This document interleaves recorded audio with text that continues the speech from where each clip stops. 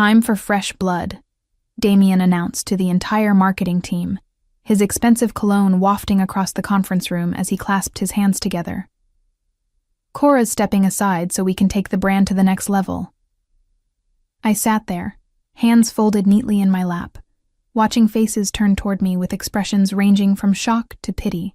12 years of building Blue Flame Kitchen Company from a struggling startup to a household name, and this 30-something marketing director with 3 weeks of tenure was announcing my professional funeral. My name is Cora Summers. At 57, I've spent my entire career in marketing, the last 12 years dedicated to transforming Blue Flame from a small kitchen appliance company in Napa into a nationwide phenomenon. I started when our logo was still a crude sketch on a napkin, and our budget couldn't even cover decent Facebook ads. Now our signature Blue Flame appeared on high-end kitchen appliances in millions of American homes. I'd like to introduce Jasmine Winters, Damien continued, gesturing toward a young woman I'd never seen before.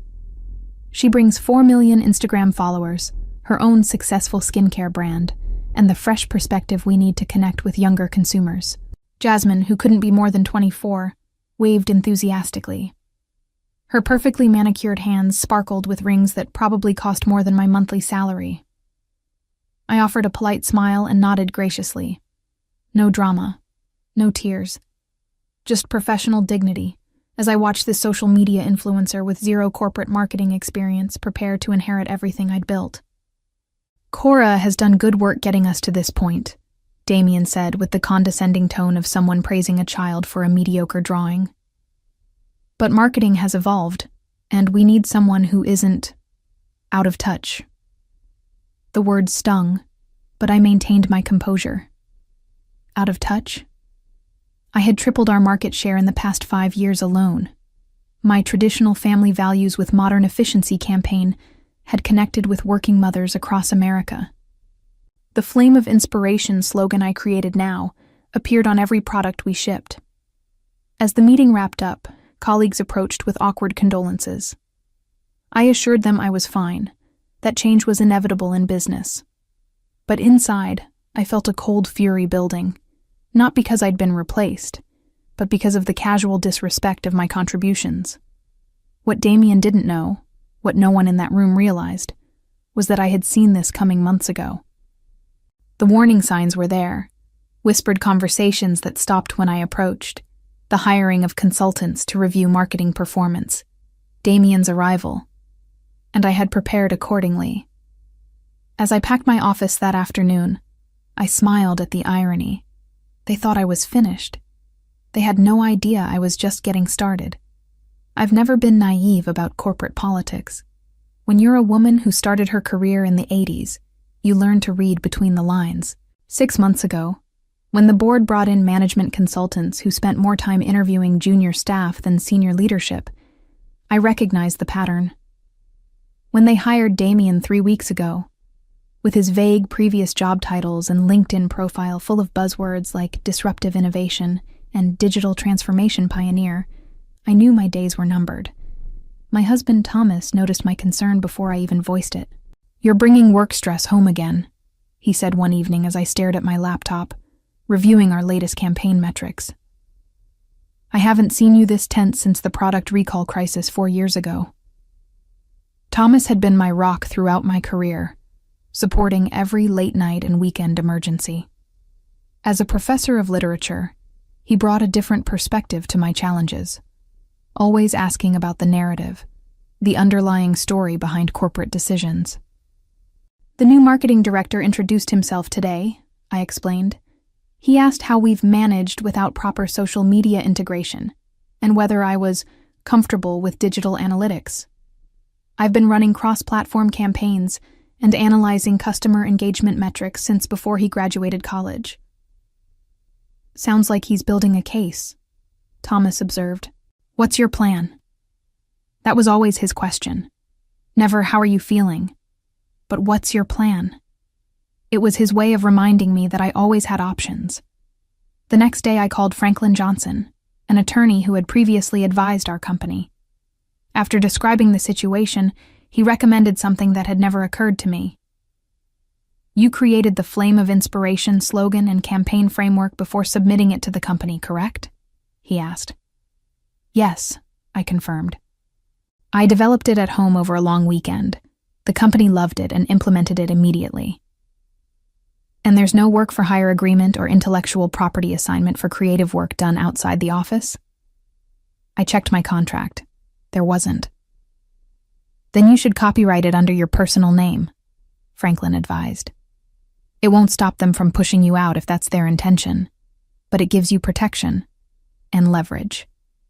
Over the following weeks, I quietly filed copyright protections for the slogan, the campaign structure I'd developed, and several taglines and creative templates, all under my personal name.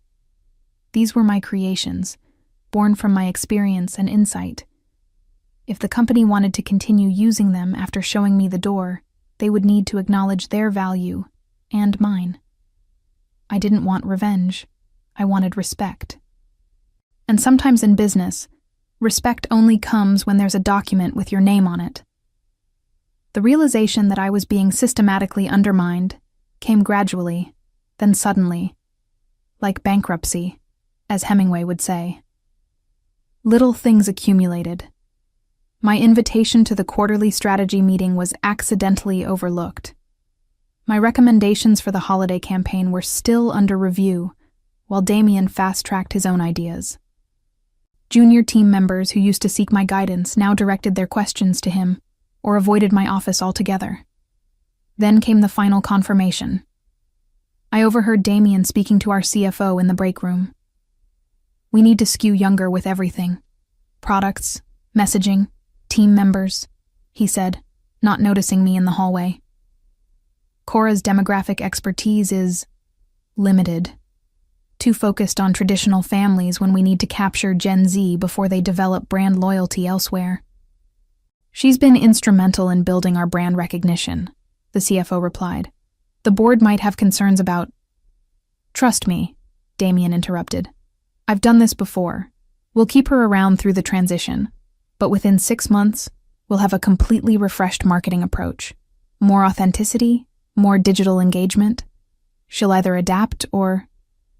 He made a dismissive gesture that finished his sentence more eloquently than words could have. I quietly stepped away, processing what I'd heard. It wasn't just about bringing in fresh blood. It was about erasing what I'd built and starting over. The irony was that our most successful demographic was women aged 35-55, not the younger audience Damien was so eager to pursue. Our market research showed they had the purchasing power and interest in high-quality kitchen appliances. But data wouldn't matter if Damien had already sold his vision to the board.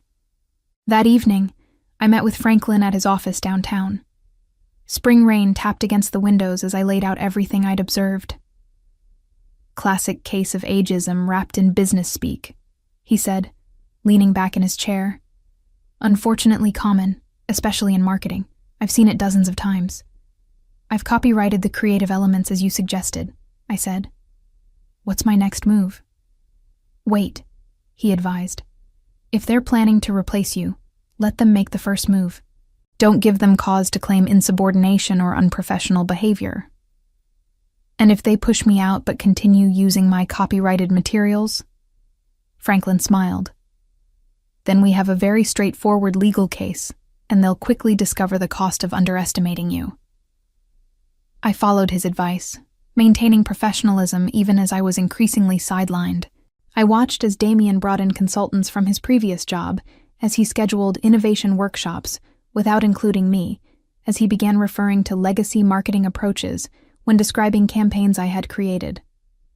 When the meeting finally came, that terrible gathering where he announced my departure as if it were a mutual decision and introduced my replacement, I was prepared. But preparation didn't make it less painful. 12 years of my life, my creativity, my passion reduced to good work that was now apparently obsolete. I left the office that day without fanfare, but with absolute clarity about what would come next. The 6 weeks after my departure from Blue Flame were filled with a strange mix of emotions. There was grief, the kind that comes from losing something you've poured your heart into. There was anger, too, bubbling beneath the surface whenever I thought about Damien's dismissive tone, or remembered watching Jasmine taking notes in what used to be my office. But mostly, there was anticipation. I knew what was coming. I spent my newfound free time reconnecting with industry contacts, updating my portfolio, and consulting with Franklin about precisely how events might unfold. Thomas encouraged me to take time for myself.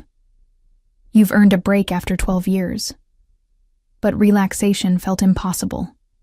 I was waiting for the inevitable. It came on a Tuesday morning. Thomas called me into his home office where he was browsing the internet. "They've launched the new campaign," he said, turning his screen toward me. There it was, Blue Flame's bold new direction. The website had been redesigned with more white space and contemporary fonts, but the content was unmistakable. The Flame of Inspiration slogan remained front and center. The campaign structure, my 3-tiered approach highlighting quality, convenience, and community, was intact. They'd even kept my tagline, "Where culinary dreams ignite." The only significant change was the messenger. Jasmine's face appeared throughout the site, demonstrating products in expertly lit kitchen settings. A video showed her explaining how Blue Flame had revolutionized her cooking experience, though I doubted she'd known the brand existed 3 months ago. "They didn't even bother to rename anything," I said, my suspicions confirmed. "They just slapped a new face on my work." Thomas squeezed my shoulder. "Your move, then?" I nodded and called Franklin. The cease and desist letter went out that afternoon, delivered to Damien, the executive team, and the board of directors simultaneously. Franklin's language was precise and unemotional, laying out exactly which elements of the campaign were my copyrighted intellectual property and demanding immediate removal from all platforms. The response came within hours, not from our corporate legal team as I'd expected, but from Damien himself. His email bristled with indignation. "This is a transparent attempt at extortion," he wrote. "All materials were created as work for hire under your employment contract. The company will vigorously defend its intellectual property rights." Franklin forwarded me the message with a single comment. He didn't consult legal before responding. "This works in our favor." He was right. By the next morning, Blue Flame's actual attorneys had reached out requesting an urgent meeting. They weren't nearly as confident as Damien about the company's position. The Zoom call that followed was tense, but professional. I sat in Franklin's office as he calmly explained that the copyrighted elements were created outside of work hours, prior to submission to the company, without any specific work-for-hire agreement covering such activities. He presented the copyright certificates with their filing dates, all preceding my departure by several months. "Ms. Summers is open to licensing these materials," Franklin concluded, "but continuing to use them without agreement constitutes willful copyright infringement, with potential statutory damages of up to $150,000 per work infringed." The company's lead attorney, Eleanor, asked for time to confer with the executive team.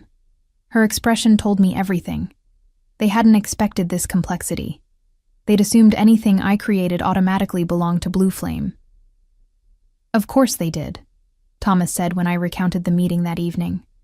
"They thought they owned you. So naturally, they thought they owned your ideas too. I didn't want to destroy what I'd built, but I needed them to understand that discarding me didn't mean they could keep the best parts of my work without acknowledgement." The company had 24 hours to respond before we filed a formal infringement claim. As I waited, I wondered whether Damien had bothered to investigate what out of touch really meant. The following day passed without word from Blue Flame. Franklin advised patience, but by evening my nerves were frayed. I kept checking my phone, expecting a call that never came. Thomas suggested dinner at our favorite Italian restaurant to distract me, and I reluctantly agreed. We were halfway through our pasta when my phone finally rang. The screen displayed a name I hadn't expected. Vivian Harper, Blue Flame's board chair. "I need to take this," I told Thomas, stepping outside onto the restaurant's patio. "Cora," Vivian began, her normally confident voice sounding strained. "I hope I'm not interrupting your evening." "Not at all," I replied, watching through the window as Thomas ordered another glass of wine. "How are you, Vivian?" "Honestly, dealing with a situation that should never have happened. I've just come from an emergency board meeting regarding your copyright claim. My heart pounded as I waited for her to continue. The board was never informed about your departure, she said. Damien told us you had chosen to retire and were helping with the transition. When we received your cease and desist letter, well, it raised some significant questions. I absorbed this information silently. So Damien had lied not just to the team, but to the board as well. Our legal team has reviewed your claim, Vivian continued. They believe you have a strong position. The campaign has been pulled from all platforms while we determine next steps. I see, I said, maintaining my professional tone despite the surge of vindication I felt. Cora, you built this brand. Your marketing vision defined Blue Flame. The board recognizes that and values your contribution. She paused. We'd like to discuss options for moving forward that could benefit both parties. I'm listening, I said. We're proposing a licensing agreement for your copyrighted materials, with appropriate compensation. Additionally, we'd like to offer you a position as Chief Brand Officer, reporting directly to the board, not to Damien. The offer took me by surprise. Chief Brand Officer was a promotion, with greater authority than I'd previously held. What about Damien? I asked. His judgment is under review, Vivian said diplomatically. I could read between the lines. His days were numbered. And Jasmine? Her contract is being reassessed. The early metrics from her campaign launch were not what was promised. I gazed across the street, watching traffic pass as I considered the offer. 6 weeks ago, I would have accepted immediately, grateful for the recognition. Now, I wasn't so sure. I appreciate the offer, Vivian. I'll need time to consider it. Of course, she said, but please know that the board values your expertise. What happened was a serious misstep that doesn't reflect our appreciation for everything you've built. After we hung up, I returned to Thomas, who raised an eyebrow expectantly. They pulled the campaign, I explained, and offered me a promotion to Chief Brand Officer, reporting to the board. Congratulations, he said, raising his wine glass. Though I'm guessing from your expression that you're not accepting. He knew me too well. During my weeks away from Blue Flame, I'd received calls from several companies interested in my expertise.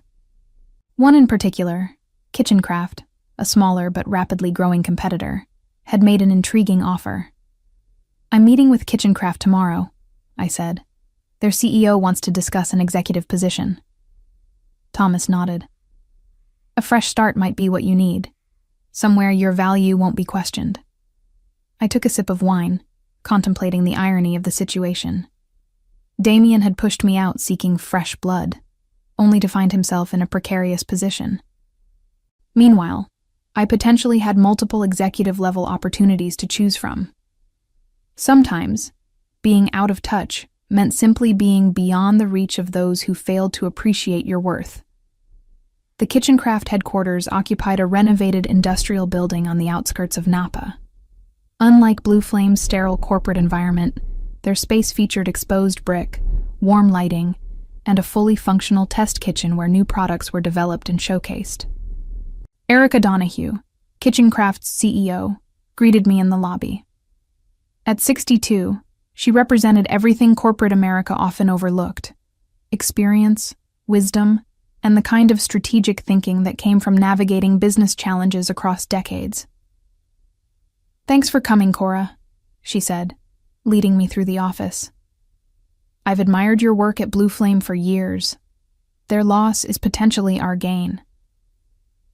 The tour ended in their test kitchen, where Erica had arranged coffee and pastries. As we sat at the central island, she explained Kitchencraft's position in the market. Smaller than Blue Flame, but growing steadily, focused on quality craftsmanship and sustainability rather than mass production. We're at a turning point, Erica explained. Our products have loyal customers, but we need stronger brand recognition to compete nationally. That's where you come in. She outlined her vision: a new role as Executive Vice President of Brand Strategy, with full creative control and a seat on their executive committee. The salary was comparable to what Blue Flame had paid me, with additional equity options. Most importantly, all creative work would be contractually protected, with clear ownership delineated between company property and my intellectual contributions. "We value experience here," Erica said. "Half our executive team is over 50. We found that institutional knowledge and proven judgment outperform trendiness every time." As I drove home, I weighed the options. Blue Flame's offer represented vindication, a public acknowledgement that pushing me aside had been a mistake. Kitchencraft offered a fresh start with a company whose values seemed more aligned with mine. Both were flattering. Both had advantages. When I walked through our front door, Thomas was waiting with news of his own. "Franklin called," he said. "Apparently there's been another development at Blue Flame." I called Franklin immediately, putting him on speakerphone. "The plot thickens," he said. "I received a call from their legal department. Damien has been placed on administrative leave pending an internal investigation." "What kind of investigation?" I asked. "They're examining communications between Damien and Jasmine prior to your departure. It seems they may have had a personal relationship that wasn't disclosed when he pushed for her hiring." I shook my head, thinking of how Damien had preached about authenticity, while potentially orchestrating my replacement for personal rather than professional reasons. "There's more," Franklin continued. "Vivian Harper asked if you'd be willing to meet with the board directly before making your decision about their offer." "When?" "Tomorrow morning. I get the impression they're quite eager." After hanging up, I turned to Thomas, who had been listening silently. "What are you thinking?" he asked. "I'm thinking I need to hear what the board has to say," I replied. "But I'm also thinking Kitchencraft might be the right move regardless." Thomas nodded. "Either way, you're negotiating from strength now. That's quite a turnaround from 6 weeks ago." He was right. 6 weeks ago, I'd been packing my office, dismissed as irrelevant by a man half my age. Now I had multiple executive opportunities, and the satisfaction of knowing my strategic foresight had paid off. The next morning, I dressed carefully for my meeting with Blue Flame's board, a navy blue suit that projected confidence without appearing unapproachable. As I fastened my grandmother's pearl earrings, I thought about how this day might unfold. Whatever happened in that boardroom, one thing was certain. I would never again allow anyone to underestimate the value of my experience. Age wasn't a liability. It was my greatest asset. And after today, everyone involved would understand that. The Blue Flame boardroom felt smaller than I remembered. 10 people sat around the polished table, with Vivian at the head. Damien's seat was conspicuously empty. I recognized most of the faces, people I'd worked with for years, who had apparently been unaware of how I'd been pushed aside until legal issues forced it into the open. "Thank you for meeting with us, Cora," Vivian began. "We wanted to speak with you directly, without intermediaries." I nodded, maintaining a professional composure despite the tension in the room. "I'll be direct," she continued. "Damien misrepresented several situations to this board. He claimed you had chosen to retire. He portrayed the Jasmine Winters hire as a strategic partnership rather than a replacement. And he assured us that all marketing materials were unquestionably company property." One of the other board members, Harold, leaned forward. "The campaign has been completely pulled. Our social media accounts are dormant. The influencer contract is suspended. And our Q2 product launch is now without marketing support. Frankly, we're in a difficult position." "I understand," I said simply. "We're prepared to offer you the Chief Brand Officer position with a significant compensation increase," Vivian said. "Additionally, we'll purchase your copyrighted materials outright at market value, with full attribution in all future uses." I took a moment before responding. "I appreciate the offer. It's very generous. But?" Vivian could clearly sense my hesitation. "But I've accepted an executive position with Kitchencraft," I said. The contract was signed yesterday afternoon. The room fell silent. Several board members exchanged glances. I see, Vivian finally said. That's unfortunate for us, though I understand your decision. However, I added, I'm open to licensing my copyrighted materials to Blue Flame under specific conditions. I have no desire to damage the brand I spent 12 years building. What conditions? Harold asked. I outlined my terms. A 3-year licensing agreement at fair market value, with my name credited in all uses of the materials, and one more stipulation that caused visible surprise around the table. I want the company to establish a mentorship program for marketing professionals over 45, I said, with dedicated resources for mid-career development. 3 months later, I stood in Kitchencraft's conference room, reviewing our new brand strategy with the marketing team. My office wall featured framed copies of marketing trade publications with headlines like Kitchencraft's Strategic Coup and Blue Flame's Brand Crisis, a lesson in respecting institutional knowledge. The transition had been smoother than I anticipated. Erica's team welcomed my expertise, and without the need to fight for recognition, I found myself more creative and energized than I'd been in years.